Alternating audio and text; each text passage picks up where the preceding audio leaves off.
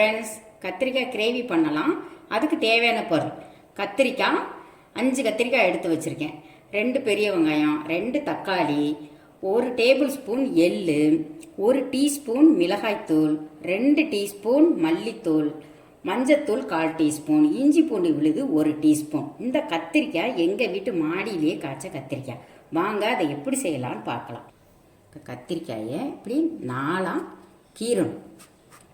ஃபுல்லாக அப்படி கட் பண்ணிடக்கூடாது, இந்த காம்பு வரை நிறுத்திடணும். அது இப்படி நிறுத்திட்டு உள்ளர பார்க்கணும், எதுவும் பூச்சி இருக்கா அப்படின்னு சொல்லி பார்க்கணும்.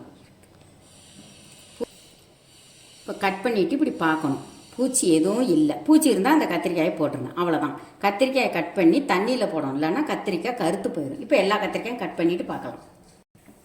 எண்ணெய் காஞ்சிருச்சு, நல்லெண்ணெய் ஊற்றிருக்கேன். அதில் கொஞ்சமாக மஞ்சத்தூள், கொஞ்சமாக மிளகாத்தூள். இப்போ இந்த கத்திரிக்காய் எடுத்து அப்படி எண்ணெய்க்குள்ள வச்சிடலாம். கத்திரிக்காய் நல்லா எண்ணெயில் வதங்கிருச்சு. இப்போ நம்ம எடுத்துடலாம், ஒவ்வொன்றா எடுத்துடலாம். அதே எண்ணெயில் ஒரு 1/4 டீஸ்பூன்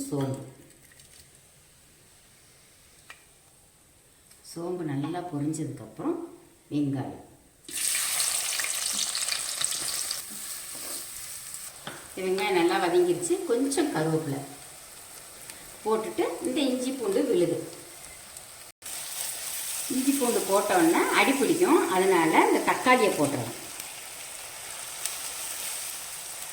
நல்லா கலர்ஃபுல்லாக இருக்குது. சீக்கிரம் வதங்கணும் அப்படின்றதுக்காக கொஞ்சம் கல்லுப்பு போட்டுக்கலாம். நம்ம அந்த வெங்காயம் தக்காளி வதங்கக்குள்ள அந்த எடுத்து வச்ச எள்ளை எடுத்து வறுத்துடலாம். எள்ளு எப்படி வறுபட்டுருச்சுன்னு கண்டுபிடிக்கணும். படப்படப்படன்னு வெடிக்குது இல்லைங்களா, பொரிஞ்சிருது, அவ்வளோதான். இதை அப்படியே மிக்சியில் பவுடர் பண்ணிக்கணும். இப்போ தக்காளி நல்லா வதங்கிருச்சு. இப்போ எடுத்து வச்ச தூளை ஒவ்வொன்றா போட்டுருவோம். காரம் உங்களோட விருப்பம்தான்.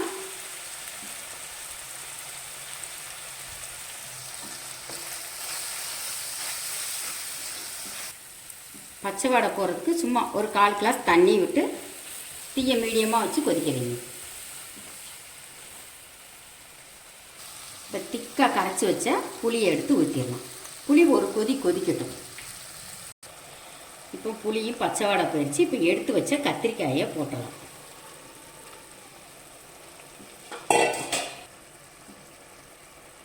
இப்போ இந்த எடுத்து அரைச்ச எள்ளை போடலாம், கடைசியாக தூவி விடலாம். இப்போ கடைசியாக கருவேப்பிலை போட்டுக்கலாம். கத்திரிக்காய் எள்ளு கிரேவி ரெடி ஆயிடுச்சு. இதே மாதிரி இதே அளவுகளோட நீங்களும் செஞ்சு பாருங்கள். சாப்பிட்டுட்டு பிடிச்சிருந்தா ஒரு லைக்கை போடுங்க. உங்கள் ஃப்ரெண்ட்ஸ்க்கெல்லாம் ஷேர் பண்ணி விடுங்க. நம்ம சேனலை புதுசாக பார்க்குறவங்க சப்ஸ்கிரைப் பண்ணி வச்சுக்கோங்க. தேங்க்யூ.